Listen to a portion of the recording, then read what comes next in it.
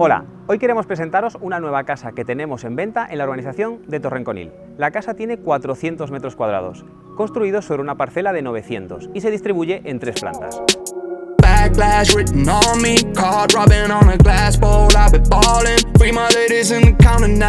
En la planta baja encontramos salón comedor, cocina,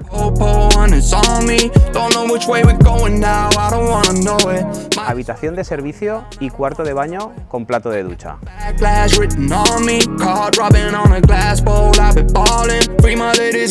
En la primera planta encontramos la zona de noche, con 3 habitaciones. 2 de ellas comparten un cuarto de baño completo.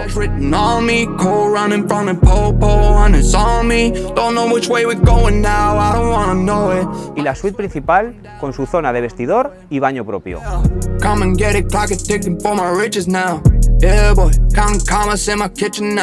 En el sótano de la vivienda encontramos un segundo salón,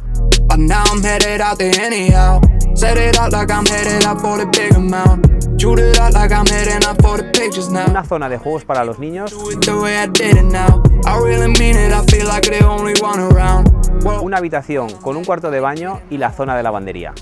Todas las estancias de la vivienda tienen acceso a la parte exterior, donde encontramos el porche cubierto y la piscina privada.